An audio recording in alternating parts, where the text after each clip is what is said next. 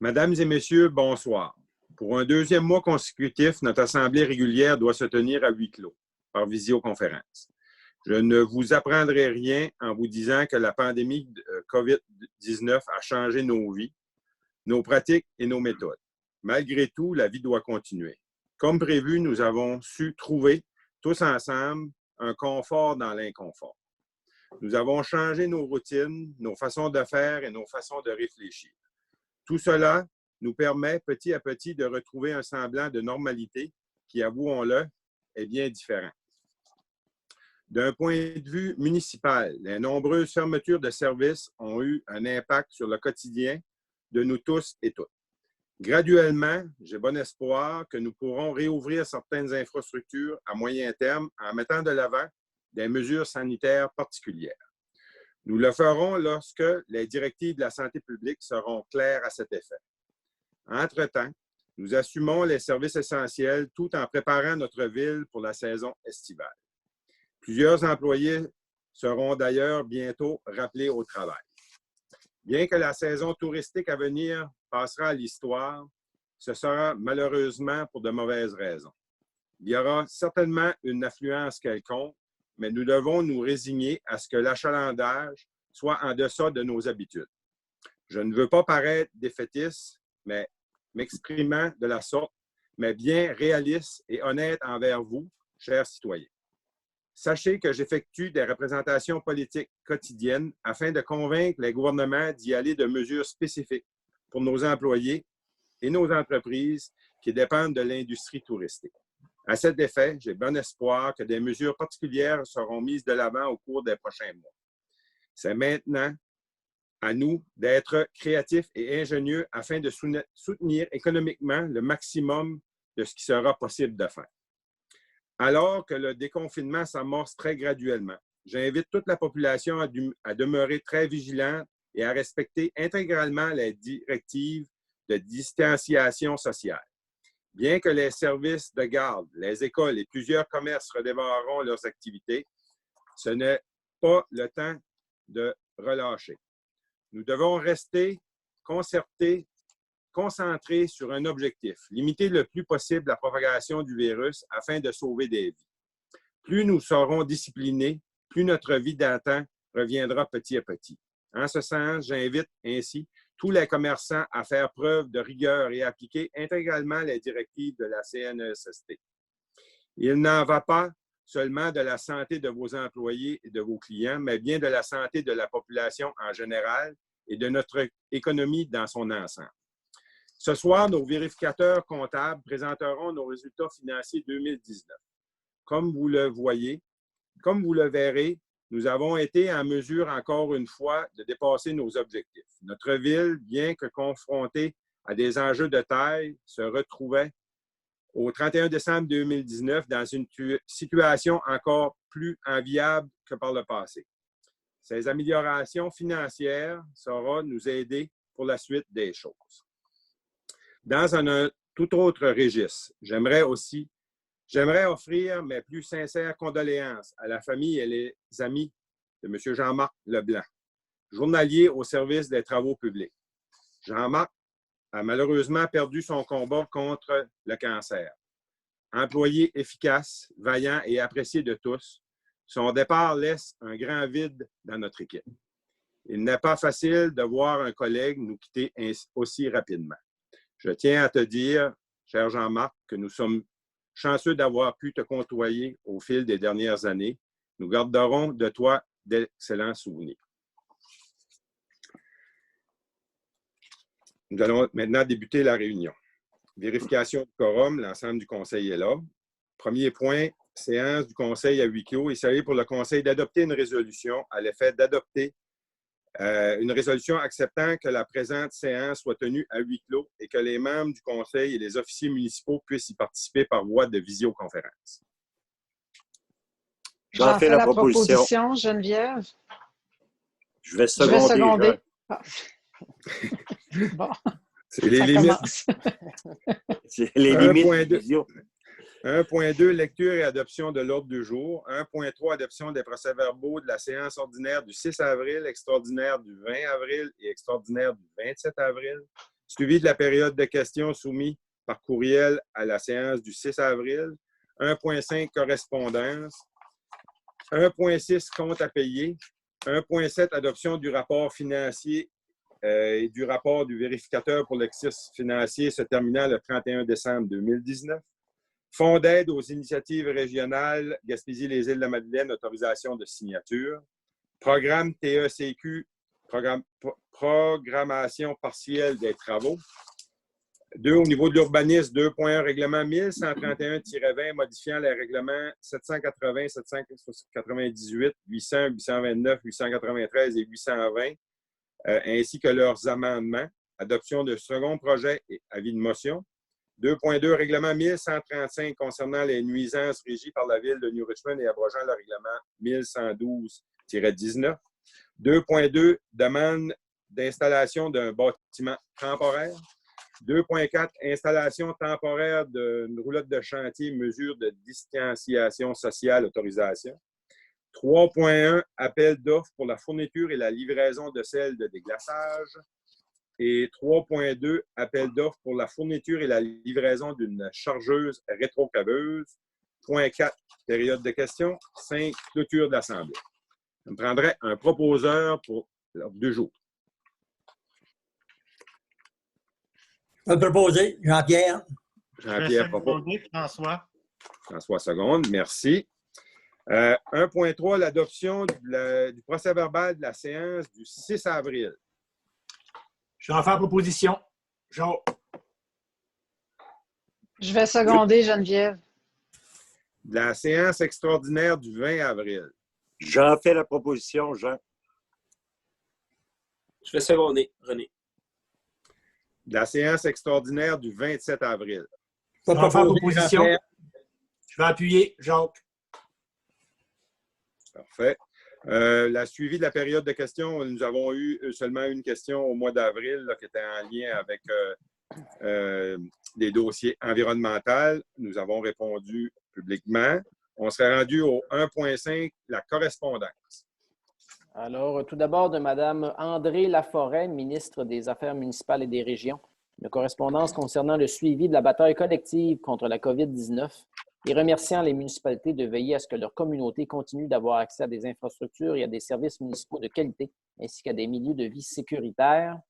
De la Commission de protection du territoire agricole, copie d'une correspondance adressée à l'entreprise 2744-4538 Québec Inc. concernant leur demande de reconnaissance de droits personnels ou réels sur la propriété située sur le lot 5 320 426, indiquant que suite à leur recherche, les droits invoqués peuvent être confirmés. De Mme Melissa Harrison, secrétaire, et M. Carl Bugeaud, président de la Société d'agriculture de New Richmond Inc., une demande de contribution financière pour le 175e anniversaire de l'exposition agricole qui devait se tenir du 20 au 23 août prochain. De M. Sylvain Roy, député du comté de Bonaventure, un chèque au montant de 500 $ représentant une aide financière dans le cadre de la demande de soutien financier de la Ville pour la semaine de relâche 2020. De la municipalité de Saint-Alphonse, les états financiers du lieu d'enfouissement technique, et ce, en date du 31 décembre 2019. De Mme Valérie Dandurand, conseillère en développement culturel au ministère de la Culture, un chèque au montant de 1 455 $ représentant le deuxième et dernier versement prévu au volet FPCQ de l'entente de développement culturel pour l'année financière 2019-2020. De la MRC de Bonaventure, un chèque au montant de 65 510,42 représentant un versement pour la répartition de la compensation pour le recyclage 2019. Un chèque au montant de 5 000 $ représentant un versement de subvention dans le cadre du projet de plans et devis pour l'ARENA. Et un chèque au montant de 5 000 $, représentant un versement de subvention dans le cadre du projet de plans et devis pour le réaménagement du camp Padjo. Du ministère des Affaires municipales, un avis de paiement au montant de 69 100 $ représentant une aide financière dans le cadre du Fonds d'aide au rayonnement des régions pour le projet de réaménagement de la Pointe-Taylor. De New Richmond Wine LP Transalta, un chèque au montant de 86 016 $ et 4 sous représentant les redevances éoliennes de la dernière année. Et de M. Patrick Boudreau, directeur du service incendie, le rapport des sorties effectuées pour le mois d'avril 2020. Donc, voilà. Merci, M. le directeur. On serait rendu à 1.6, les comptes à payer. Il s'agit pour le Conseil d'autoriser le directeur général à émettre les chèques pertinents au paiement des factures du mois d'avril 2020. J'en ai fait la vérification. Elle se monte à 501 202 et 10 sous. Et je vous les recommande de payer. Je vais en faire la proposition d'acceptation. Jean. Je vais seconder, comme tu veux, Céline. On serait rendu à 1.7, adoption du rapport financier et du rapport du vérificateur pour l'exercice financier se terminant le 31 décembre.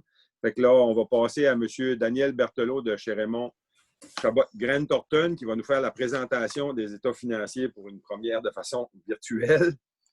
Fait que je vous cède la parole, M. Berthelot. Alors, merci, M. le maire.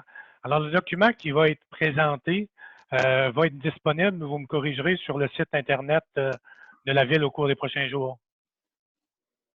Il sera disponible dès demain, de même que les états financiers complets. Excellent. Alors, M. Cyr, je ne vois pas... Oui, voilà, ça s'en vient, un document merveilleux. Alors, on vous a préparé un petit document condensé là, qui permet de bien comprendre la situation financière de la Ville et de ses organismes. L'état financier de la Ville est accompagné d'un rapport des vérificateurs qui est un rapport standard d'Audi. Alors, on n'a pas retracé rien là, qui nous irritait dans les états financiers de la Ville. Alors, premièrement, on commence avec des résultats sommaires des organismes qui sont contrôlés. Alors, on vous présente pour chacun des organismes les revenus et les dépenses, ainsi que l'excédent ou le résultat de l'exercice de l'organisme de façon comparative. Alors, les grandes lignes pour le parc régional, on a des revenus de 1,6 million au total et un déficit de l'exercice de 203 000 $. La Société de développement économique avait des revenus pour 124 000 en 2019 et un léger surplus de 40 000. On comprendra qu'une bonne partie des sous là, proviennent de la ville de New Richmond. Et la Corporation de développement, qui est là, notre ancien festival d'été, avec des revenus de 29 000, dont 25 proviennent de la ville, et un surplus de 13 000 quand on enlève les dépenses. Alors, les trois organismes, là, on peut descendre un petit peu, peut-être, M. Cyr, oui, pour se rendre au bilan. Alors, les trois organismes là, présentent des déficits au niveau opérationnel si ce n'était pas des contributions de la Ville. Et on voit dans le bas de la première page là, les résultats ou les actifs nets négatifs de chacune des entités de façon cumulative au 31 décembre. Alors, avec des actifs détenus pour le parc de 7,8 millions, mais un passif, alors des dettes et des emprunts et des comptes à payer et autres, là, pour 11 millions, avec un actif net négatif de 3,1 cumulatif. Pour la Société de développement économique, maintenant, c'est 939 000 et 461 pour ce que j'appelle le Festival d'été, la Corporation de développement touristique. Alors ça, c'est pour les organismes. Maintenant, la Ville. On se souvient que la Ville, les états financiers de la Ville sont consolidés avec les trois organismes. Alors, c'est ce que vous allez retrouver à la troisième colonne de la page qui suit, là, réalisation organisme. Alors, l'État est présenté en 5 colonnes. Le budget qui avait été adopté à quelque part au mois de décembre 2018. Le réel de l'année 2019. On ajoute les organismes pour arriver à un total consolidé et on présente à l'extrême droite le comparatif de l'année précédente. Alors, la partie Ville, les revenus que la Ville avait prévus, c'était 7 451 000 et le montant réel a été de 7,928. Alors, 500 000 là, presque de plus de revenus. Au niveau des charges de fonctionnement, dans la Ville, on avait prévu pour 6,3 millions. Le réel a été de 6,6 pour nous laisser un excédent avant les éléments de conciliation à des fins fiscales, là, qui sont essentiellement les remboursements de dettes, les immobilisations et affectations de surplus. Alors, un excédent de 1 289 000. On enlève ces éléments-là, de remboursement de dettes et autres, là, dans la section du bas, et le résultat net qu'on présente pour la portion Ville seulement pour l'exercice 2019 est de 250 826, alors un excédent des revenus sur les charges là, pour l'année 2019. On ajoute à ça, pour arriver aux données consolidées, l'excédent des organismes, ou le déficit, excusez-moi, des organismes, alors avec un montant négatif de 193 000. Et là, vous nous pardonnerez, il y a des petites différences entre les sous qui sont présentés là, les montants, et les montants qu'on vous a présentés à la page suivante, parce qu'on doit prendre les résultats réels avec les conventions comptables là, des organismes sans but lucratif et les transformer, les harmoniser avec les conventions comptables municipales. Alors, essentiellement, là, le montant ne sera pas tout à fait le même. Il n'y a pas de grosses différences, mais il y a quand même des écarts. Alors, de façon consolidée maintenant, la Ville arrive quand même avec un surplus de 57 091, alors que l'an passé, on avait un surplus de 98 consolidé. À la page suivante, on va vous présenter l'excédent déficit accumulé consolidé. Alors, on le présente consolidé et en bas, on ventile là, par organisme ou par entité. Alors, on a débuté de façon consolidée l'exercice avec 620 000 $. On ajoute le résultat de l'exercice de 57 qu'on a vu tantôt, toujours au niveau du consolidé, ma quatrième ou cinquième colonne en fait. Non? Et on enlève les affectations aux activités de fonctionnement et aux activités d'investissement pour arriver avec un 624 000 $ négatif d'actifs nets à la fin.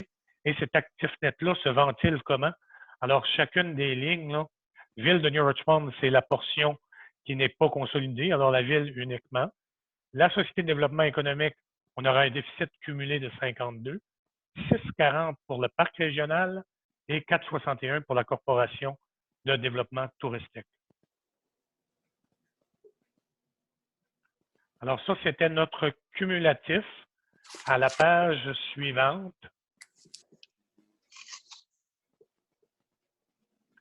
on vous présente la ventilation là, ou une répartition des revenus de fonctionnement de la Ville.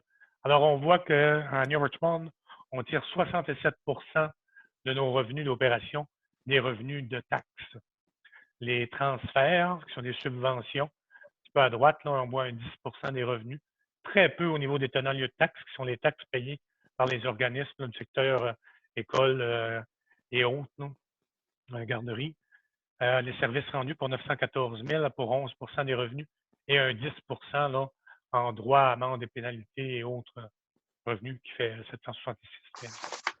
Alors, ça donne une idée d'où proviennent nos revenus. Maintenant, à la page suivante, on va voir où vont nos charges au niveau fonctionnement.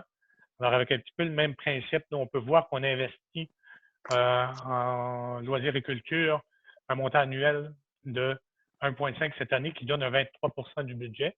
En aménagement urbanisme qui est 14, en santé bien-être 1 %, en hygiène du milieu 12 % du budget pour 797 000, 18 en transport qui comprend la voirie, l'enlèvement de la neige, l'éclairage des rues essentiellement, en sécurité publique 7 % la police et la sécurité incendie principalement, en administration générale un montant de 1 098 pour 17 % des dépenses et en frais de financement là, à 8 % du budget.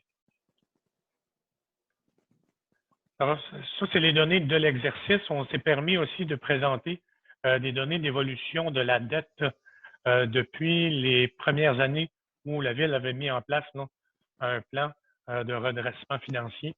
Alors, la colonne réelle est la rouge, si je ne m'abuse. Je ne vois pas très bien mes couleurs, oui?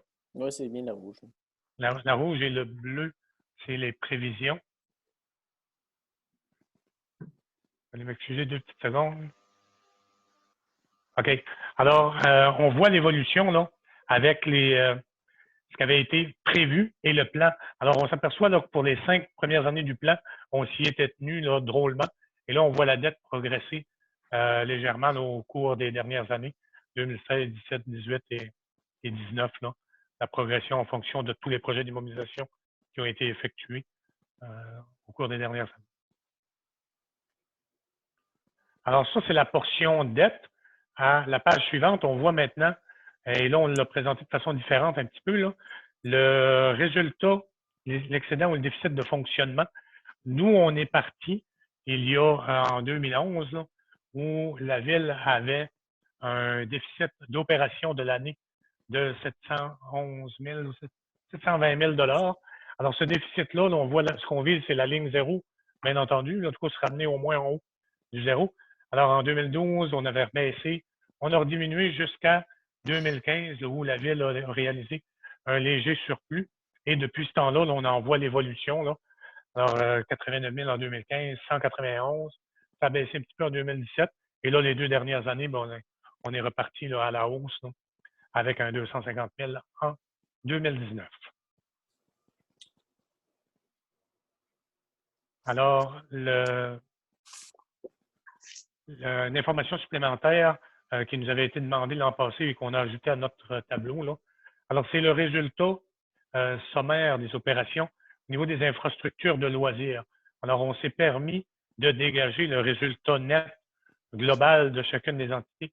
Alors, on voit qu'au niveau de la salle de spectacle, quand on considère les produits, les charges, déficit d'opération net, ainsi que les remboursements de dettes qui sont afférents à ces organismes-là. Là.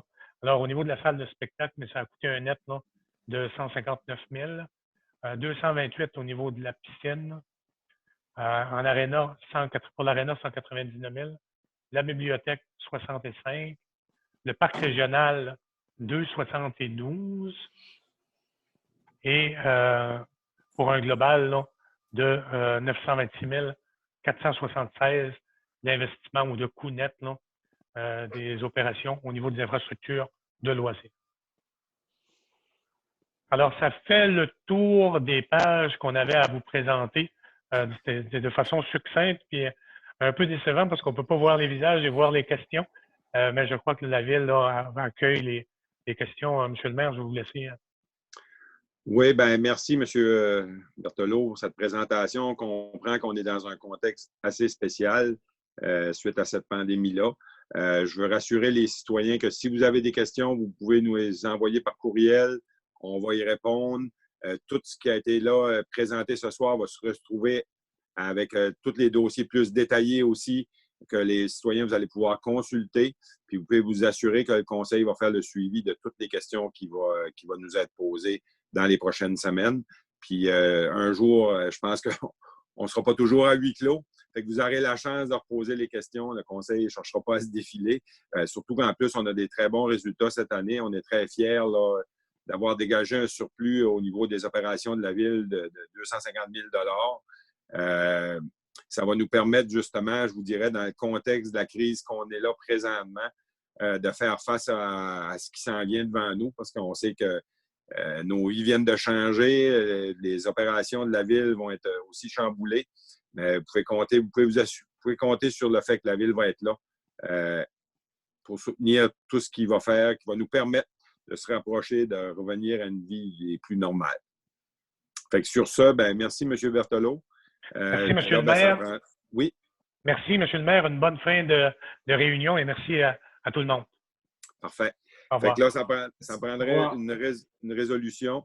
Il s'agit pour le Conseil d'adopter une résolution pour adopter le rapport financier, le rapport du vérificateur pour l'exercice financier se terminant le 31 décembre 2019. J'en fais la proposition, Geneviève. Je vais appuyer, Jacques. Merci. 1.8, Fonds d'aide aux initiatives régionales Gaspésie-les-Îles de la Madeleine 2020, autorisation de signature. Il s'agit pour le Conseil d'adopter une résolution qui a fait d'autoriser le directeur général à signer tous les documents relatifs à une demande d'aide concernant le Fonds d'aide aux initiatives régionales, ce qu'on appelle le FAIR, Gaspésie-les-Îles 2020. J'en fais la proposition, Jean. Je vais appuyer, Jacques. 1.9, programme TECQ 2019-2023, programmation partielle des travaux. Il s'agit pour le Conseil d'adopter une résolution afin d'accepter une programmation partielle de travaux à être effectuée dans le cadre du programme de la taxe sur l'essence et la contribution du Québec par le fait même autoriser le maire et le directeur général à signer tous les documents pertinents. La demande permettra au ministère de recommander une aide financière dans le programme TEC à la hauteur de 317 701 $, soit 20 de notre enveloppe qui sera pour la réfection du camp Padjo. J'en fais la proposition, Geneviève. Je vais seconder, René.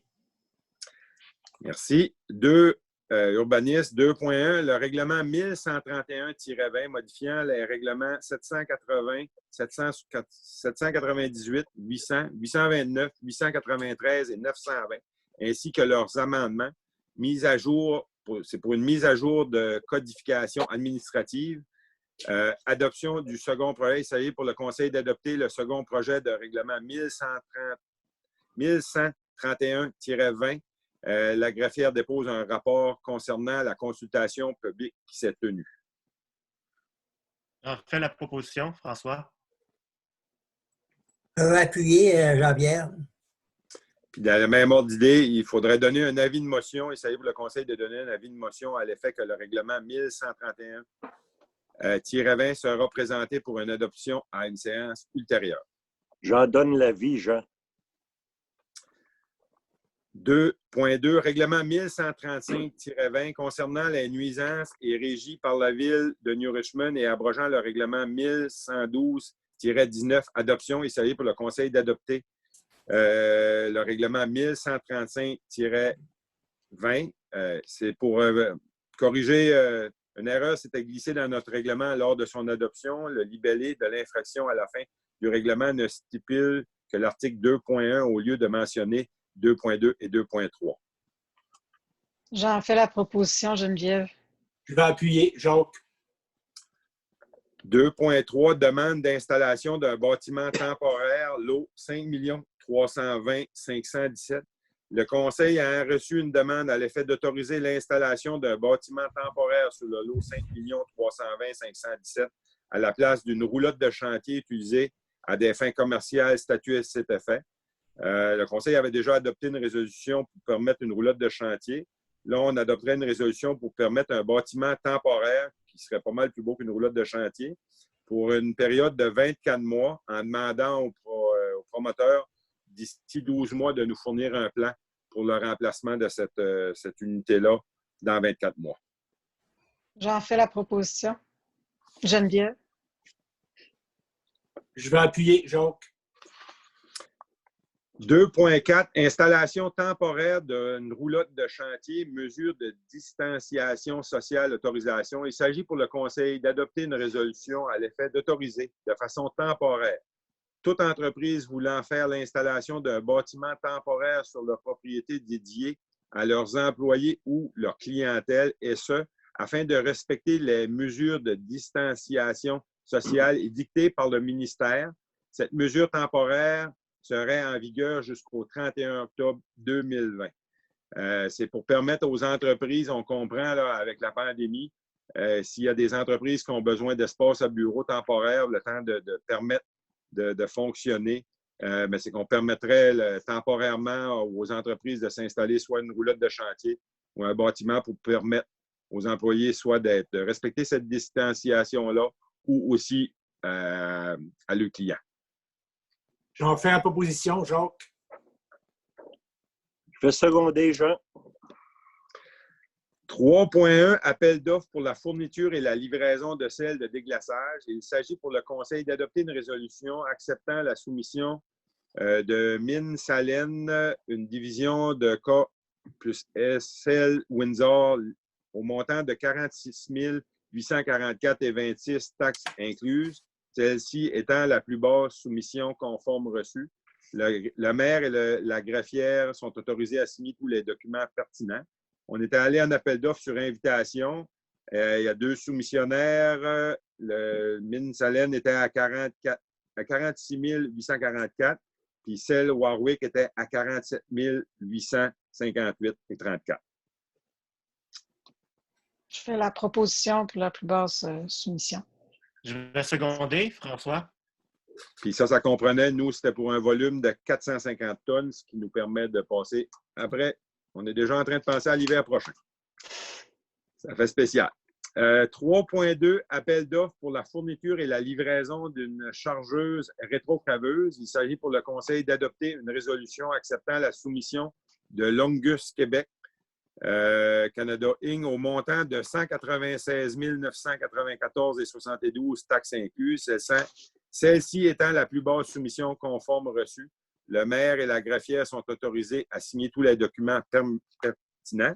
On était allé sur appel d'offres publié sur SEAO. Les résultats, on a eu 2 soumissionnaires. Longus Québec au montant de 196 944,72. Puis Brand Tractor Limited pour au montant de 205 115,40. Je vous recommande qu'on prenne le plus bas soumissionnaire conforme. J'en fais la proposition, Jean. Le secondé, René. Merci. On serait rendu à la période de questions. On comprend qu'on n'a pas de public parce qu'on est à huis clos. On avait quand même permis aux gens de nous envoyer des questions par courriel jusqu'à 16 h aujourd'hui. Nous n'avons reçu aucune question. Il n'y a pas de questions à répondre. On serait rendu au point 5, clôture de l'Assemblée. Fait que je vais en profiter pour souhaiter bonne soirée à tous, même si peut-être vous allez nous écouter dans le jour, mais sinon, portez-vous bien, respectez les consignes de la santé publique. Puis, mon dit, ça va bien aller. Sur ce, au revoir. Au revoir.